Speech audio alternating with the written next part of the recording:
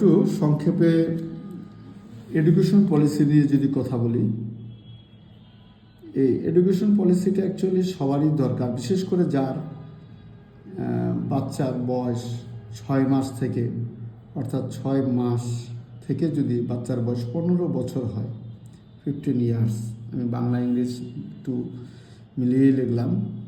তো 6 মাস থেকে যদি 15 বছর বাচ্চার বয়স হয়, তাহলে এই শিক্ষা বিমাটা করা যায়। এডুকেশন পলিসি আমি একটু বাংলায় বোঝার জন্য লিখি শিক্ষা বিমা। এই শিক্ষা বিমাটা দুইজনের কাভারেজ থাকে। সেটা কীরকম? ধরেন বাবা, সেই সঙ্গে সন্তান, দুজনেরই এটা একটা কাভারেজ থাকে।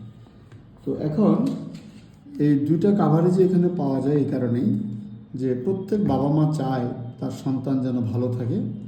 বাবা সবসময় চায় তার অনুপস্থিতিতে সন্তান যেন তার পড়ালেখা, তার জীবনযাপন কন্টিনিউ করতে পারে। তো এই জন্য এই আলফাতে এত চমৎকার একটা শিক্ষা বিমা চালু করেছে। সেটা হচ্ছে, ধরুন বাবা একটা প্রিমিয়াম দেয় প্রতি মাসে। সেই প্রিমিয়ামটা কত দিবে? সেই প্রিমিয়ামটা নির্ভর করবে তার বিমা অঙ্ক কত। ধরেন আমি বোঝার জন্য বলি, তার বিমা অঙ্ক 10 লাখ। 10 লাখ বিমা অঙ্ক মানে 15 বছরে, কত বছরে? 15 বছরে সে 10 লাখ টাকা জমা করবে। কত বছরে? 15 বছরে। কত টাকা জমা করবে? 10 লাখ টাকা জমা করবে।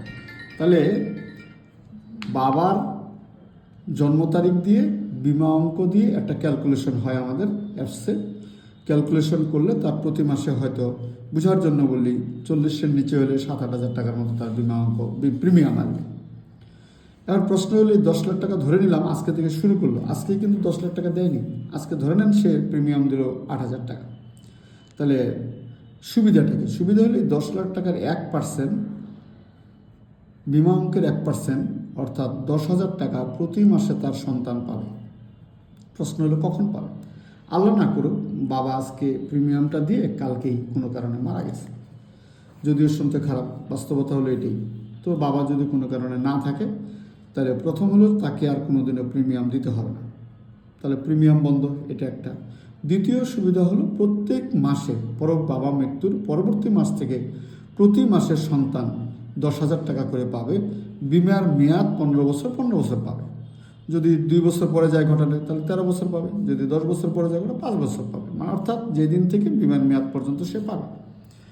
দ্বিতীয় বিষয় হলো, এই বাচ্চাটার বয়স ধরে নিচ্ছি আনুমানিক 5 বছর, তাহলে পরবর্তী 15 বছর মেয়াদি, যেহেতু 15 বছর পরে তার বয়স হবে 20 বছর, তাহলে 20 বছর পরে এই ছেলেটার কিছুটা করা দরকার বা মেয়েটার কিছুটা করা দরকার। তাহলে কর্মসংস্থানের জন্য কোম্পানি তাকে আবার এই 10 লাখ টাকার ডাবল আনুমানিক 20 লাখ টাকা তাকে প্রদান করবে কর্মসংস্থানের জন্য। তাহলে আমি ধরে নিচ্ছি প্রতি মাসে যদি 10,000 করে পায়, এটা তার শিক্ষা খরচ পাইল। আর দ্বিতীয়ত তার কর্মসংস্থানের জন্য সে এই বিমা অঙ্কের 10 লাখ টাকার ডাবল 20 লাখ পেল। পক্ষান্তরে তাকে আবার কোনো প্রিমিয়াম দিতে হচ্ছে না, কারণ বাবা তো নাই, যে ইনকাম করবে সেই তো নাই, তাহলে টাকা কে দিবে? সরি।